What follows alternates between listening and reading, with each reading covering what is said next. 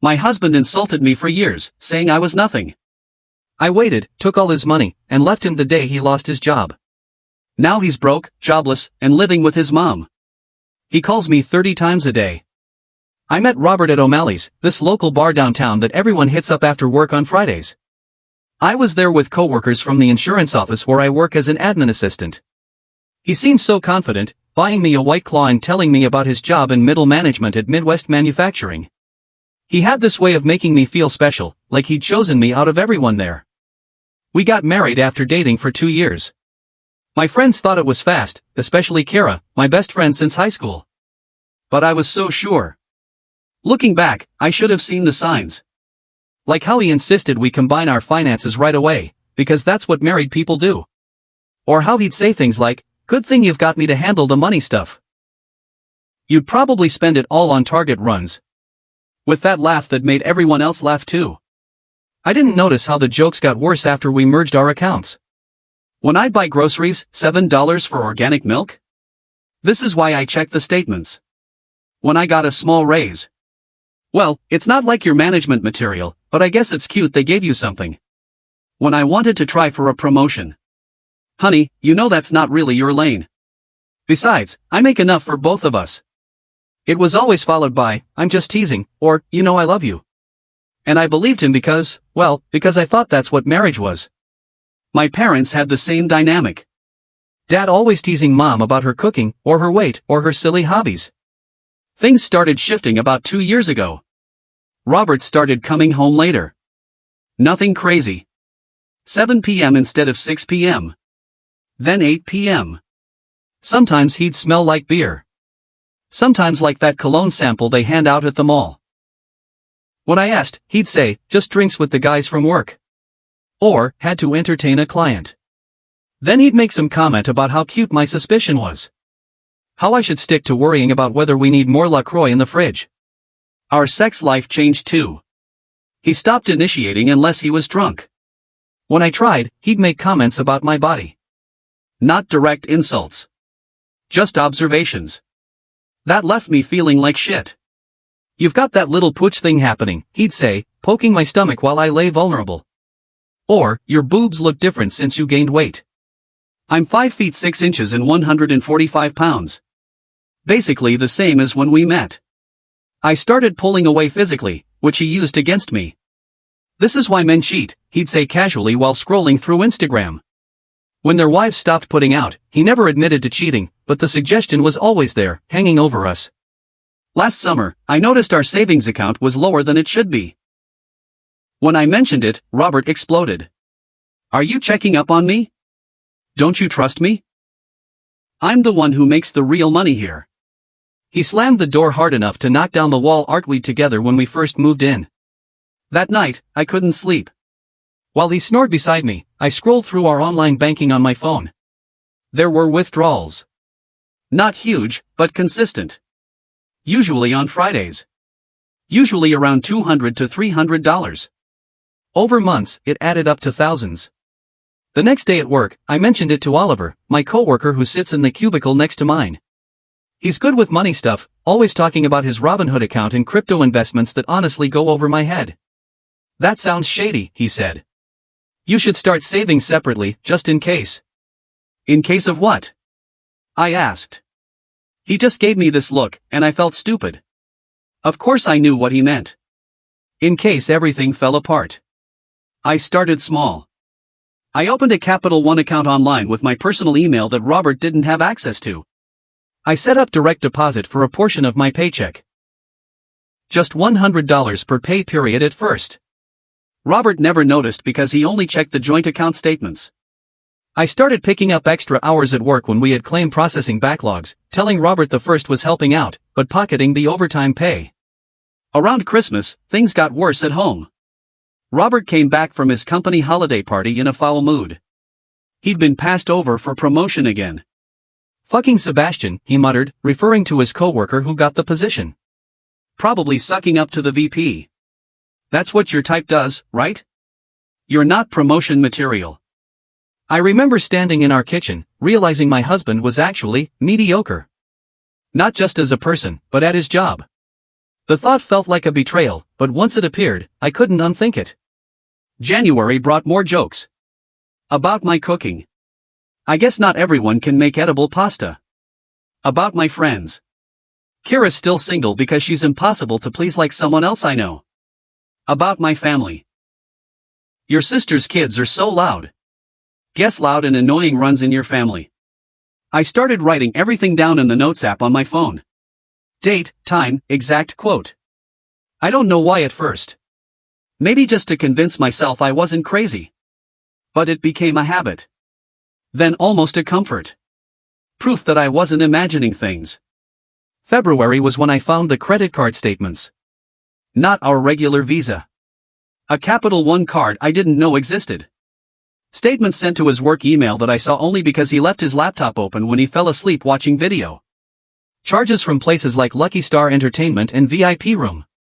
Google told me these were strip clubs near his office. I didn't confront him. Instead, I doubled my secret savings contributions and started researching apartments on Zillow during my lunch breaks. In March, rumors of layoffs started at Robert's company. He came home increasingly agitated. Drinking more Miller Lite than usual. Making sharper jokes. If I lose my job, you'll finally have to learn what real work is, he'd say. While I silently calculated how many more paychecks I needed before I could leave. Last week, it happened. He called me at work, voice tight with anger. They let me go. Sebastian's department was spared. Fucking diversity hire, probably. My heart raced as he continued, don't bother making dinner. I'm going out with the guys. He came home at 2 a.m., stumbling drunk. I pretended to be asleep as he crashed around our bedroom, muttering about ungrateful wives and how no one appreciated a man who sacrificed everything. The next morning, he slept until noon while I quietly moved money from our joint savings to my secret account. When he finally emerged, red-eyed and hostile, he announced his plan. We're moving in with my parents until I find something, he declared, not asking, just stating. You'll need to give notice at your little job. Not like you make enough to matter anyway. I nodded, saying nothing, thinking about the apartment I'd already applied for. The one I'd been approved for yesterday. The one he knew nothing about. What, no opinion? He sneered. Of course not. You never have anything valuable to contribute. Something inside me finally snapped. 8 years of jokes crystallized into perfect clarity. I looked at him, really looked at him. This average man with thinning hair and a growing beer gut who had convinced me for years that I was nothing. Actually, I said quietly, I do have an opinion. That's when I told him I was leaving. That I'd been planning it for months. That I knew about the strip clubs, the missing money, all of it. His face went through a series of expressions I'll never forget. Shock, disbelief, rage, and finally, fear. You can't leave, he sputtered. You're nothing without me. Who's going to want you? You can't even manage money. I just smiled, grabbed my pre-packed suitcase from the hall closet, and walked out. It's been 3 days. I'm writing this from my new apartment. Nothing fancy. Just a one-bedroom near the park. Robert has called my phone 37 times today alone. Texted 19 times. Left voicemails ranging from tearful apologies to vicious threats. Apparently, he discovered I'd moved most of our savings. All legal. My name was on the accounts too. He's staying with his mom now. No job, no savings, no wife. Just his childhood bedroom and his wounded pride. First update. First, thank you all for the support on my last post. I've read every comment, and they've helped more than you know. Especially during nights when I question everything. It's been exactly 1 week since I left Robert. The first thing that hit me wasn't some profound sense of freedom. It was realizing I forgot to pack my phone charger. Spent my first night of freedom with my phone at 12% battery, too anxious to sleep, watching YouTube videos on low brightness about organizing small spaces. My new apartment is, well, it's an apartment. The bathroom fan makes this weird clicking sound. And the neighbor's kid practices violin at 7 a.m. But it's mine. I bought a shower curtain from Target yesterday. One of those cloth ones with little tassels.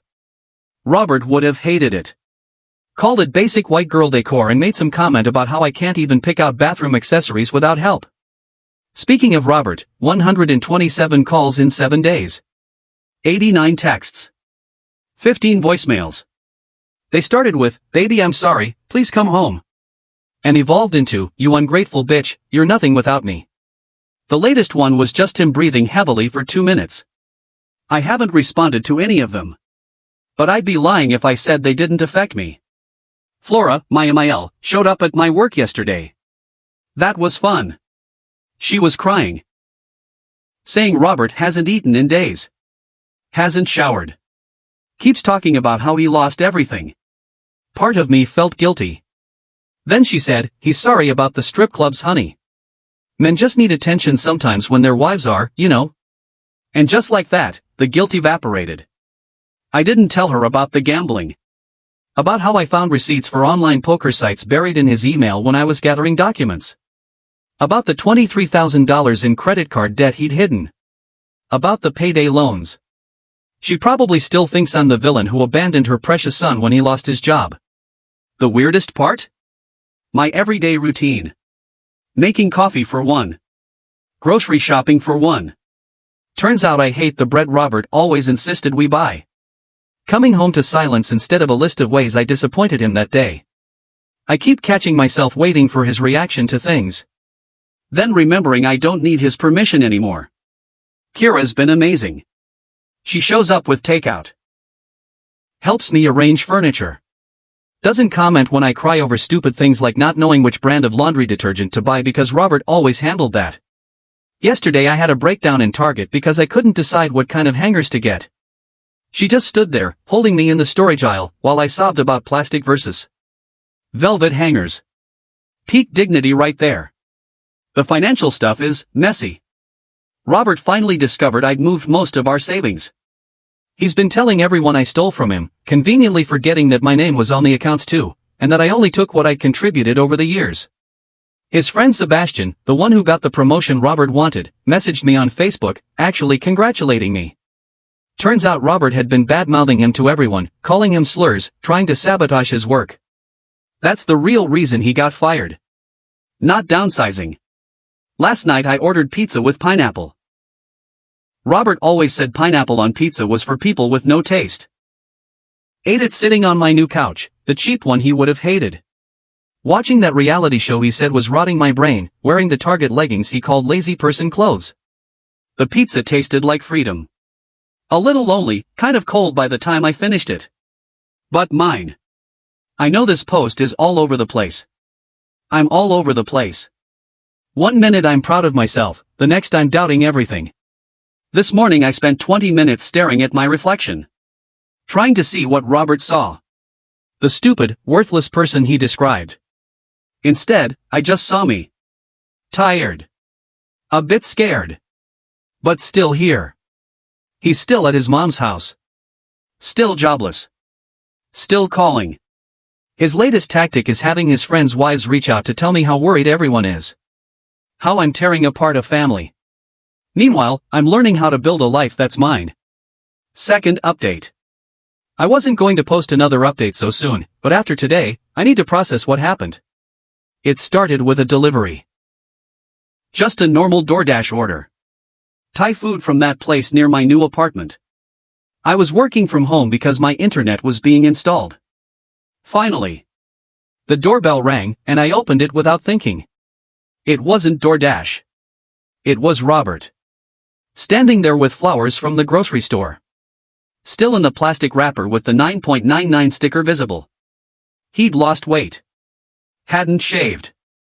Wearing that old UW hoodie he's had since college.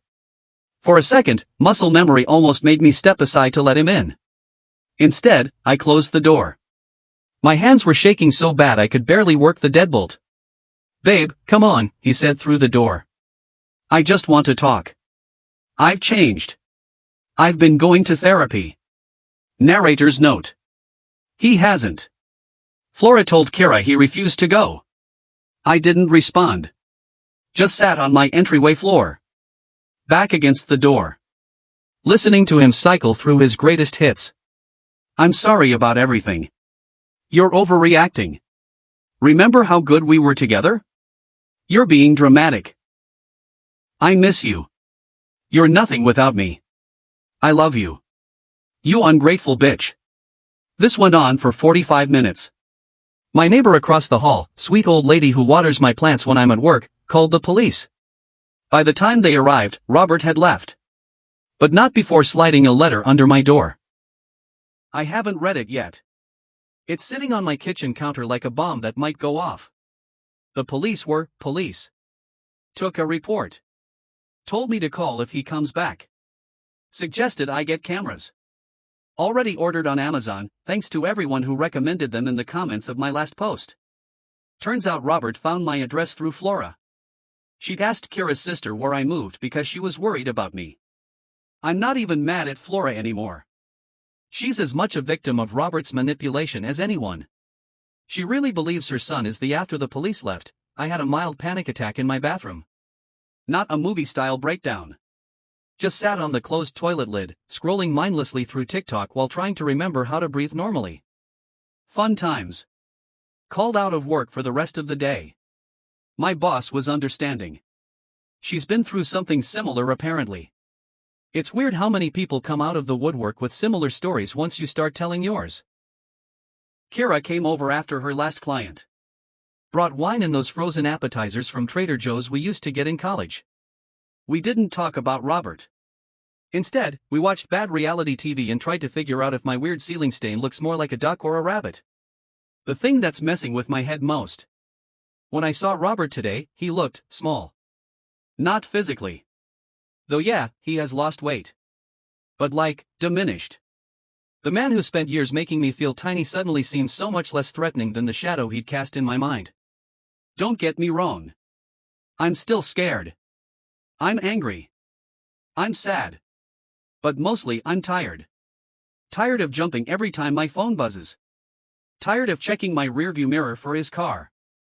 Tired of feeling like I'm waiting for the other shoe to drop. Some updates on other fronts. Changed all my passwords. Again. Finally got my own Netflix account. Goodbye, Robert's watch list. Ordered a Ring doorbell camera. Started therapy. Actual therapy. Not the fake kind Robert claims he's doing. Adopted a cat from the shelter. Her name is Potato and she judges everything I do. The weirdest part? Life keeps going. My dishwasher still needs to be unloaded. My plants still need watering. Potato still needs her litter box cleaned. The world doesn't stop just because your ex-husband has a public meltdown on your doorstep. Oh, and the DoorDash driver? Eventually showed up. Food was cold. Still ate it. The letter is still sitting on my counter. Part of me wants to burn it. Part of me wants to read it. Most of me wants to pretend today never happened. Third update. I was at Whole Foods yesterday. Treating myself to their fancy mac and cheese from the hot bar. Don't judge. When I literally bumped carts with Sebastian. Yes, that's Sebastian. The one Robert blamed for his firing. You know that awkward moment when you run into someone you know but aren't sure if you should acknowledge them? Multiply that by 1,000 when it's your ex-husband's former coworker who he claimed ruined his life. But Sebastian just smiled and asked how I was doing. We ended up getting coffee at the Starbucks inside the store. What he told me? Well, it explains a lot. Robert wasn't fired because of downsizing. He wasn't fired because Sebastian took his position. He was fired because he got caught falsifying expense reports. Those client meetings at strip clubs? He was submitting them as business expenses. The team lunches that cost hundreds? Solo trips to sports bars where he'd gamble on games. But here's the kicker. The company was willing to work with him. They offered him a chance to pay back the money and take a demotion. His response? He went on a tirade about how Sebastian, who had nothing to do with any of this, was out to get him and made some threats that HR couldn't ignore. Sebastian showed me screenshots of messages Robert sent him after the firing. They're not good. Lots of slurs. Lots of threats. Apparently Robert had been telling everyone at work that Sebastian was sleeping with me. We'd never even spoken before yesterday. I sat there in Starbucks, holding my cooling coffee, realizing that the man I'd been married to was even more of a stranger than I thought. Other updates. Potato, my cat, has decided 3 a.m. is the time to learn parkour. Finally read that letter Robert left. Took it to therapy first. It was 8 pages of alternating apologies and blame. Got a Ring doorbell camera after he showed up. Worth every penny. Started doing yoga with YouTube videos in my living room. Robert always said yoga was for people who aren't smart enough for real exercise. Found an old journal from when we first started dating. Reading it is enlightening. The journal entries are the hardest part. I wrote about how lucky I was that Robert chose me. How I needed to try harder to be good enough for him. There's an entire entry about how I spent 3 hours making his favorite dinner after he said I cook like someone who hates food. Flora called yesterday. She started with the usual guilt trip about how Robert's not eating and crying all the time. Then she said something interesting. I should have seen it sooner. He's just like his father. Turns out Robert's dad didn't leave for work opportunities like Robert always claimed. He left after gambling away their savings and maxing out credit cards in Flora's name. History really does repeat itself. I'm not angry anymore. Not really. Mostly I feel weird. Like when you finally take off uncomfortable shoes you've worn all day. The relief is immediate. But you still have those indents in your skin that take time to fade. Some things that have changed in 3 months. I can watch whatever I want on TV without commentary. My grocery bill is half what it used to be. Turns out I don't actually need expensive protein bars and energy drinks. I sleep through the night most times. I bought plants and haven't killed them. Yet. I started using my real laugh again. Not the quiet one Robert said was more attractive. Some things that haven't. Still check my rearview mirror obsessively. Jump when my phone rings. Automatically apologize for everything. Struggle to make simple decisions sometimes. Miss him in weird moments. Like when I saw his favorite cereal on sale. Sebastian gave me his card before we left. Said to call if I ever need anything. Not in a flirty way. He's happily married to his wife of 5 years. Just as someone who gets it. Last update. I was at Target buying those storage bins. Because apparently adulting means getting excited about organizing stuff. As I'm comparing prices, I hear someone say, "You don't want those ones." The lids crack easily. It was Flora. My former mother-in-law. Standing there in the storage aisle holding a bag of cat litter. For a second, I froze. My cart was full of obviously single-person items. Frozen meals for one. A new shower curtain. That weird lavender spray everyone on TikTok is obsessed with. Evidence of my new life without her son. But Flora just smiled. Tired and genuine. That cat litter you recommended for Potato? I got a cat too. Turns out Robert moved out of her house last month. He's sleeping on his friend's couch. Still unemployed. Still blaming everyone else. Flora looks lighter. She's going to therapy. Joined a book club. We got coffee at the Starbucks. No drama. No tears. Just 2 women talking about cats and books and how hard it is to find good storage containers. I'm sorry. She said. Not just for him. For me too. For not seeing it sooner. He's so much like his father and I. I didn't want to admit it. Life updates since my last post. Moved to a slightly better apartment. This one has a dishwasher. Potato has accepted that 3 a.m. is not parkour time. Finally blocked Robert on everything after his latest meltdown. Got my first real credit card in my name. Learning to cook. Though my smoke detector is my most honest critic. The weirdest part of healing? The mundane moments. Like realizing I automatically bought Robert's favorite snacks for months before remembering I don't even like salt and vinegar chips. Or catching myself apologizing to my coffee maker when I bump into it, still working on the constant apologizing. Some victories that probably sound small but feel huge. Ordered food without checking the price 3 times. Wore red lipstick. Robert said it made me look trashy. Used the good towels on a regular Tuesday. Called my mom without rehearsing what to say first. I still have bad days. Yesterday I had a mini panic attack because I couldn't decide what brand of toothpaste to buy. Stood in the dental care aisle for 20 minutes, nearly crying because there were too many choices. But the good days outnumber the bad ones now. Robert's still around. Peripherally. He made a scene at his friend's wedding last month. I heard through mutual friends. Got drunk. Started ranting about how I stole his life. The friend's wife, who I never even met, apparently told him to leave. He's been telling people I cheated on him with Sebastian. That I stole all his money. I took exactly what I contributed. That I broke him. He was broken long before me. The thing is, I don't care anymore. Not in a dramatic I'm so over it way. More like how you stop noticing a background noise once you've been away from it long enough. Flora gave me a hug before we left. Said she's proud of me. Asked if I wanted to get coffee again sometime. I said maybe. And I meant it. I bought the storage bin she recommended. They're sitting in my living room now, waiting to be filled. Potato is sleeping in one of the empty ones, because cats are weird like that. This will probably be my last update. Not because everything's perfect. It's not. I still jump when my phone rings. Still rehearse conversations in my head. Still catch myself trying to be smaller, quieter, less difficult. But I'm learning. Growing. Healing. To everyone in a similar situation. You're not crazy. You're not too sensitive. You're not overreacting. And you're definitely not nothing.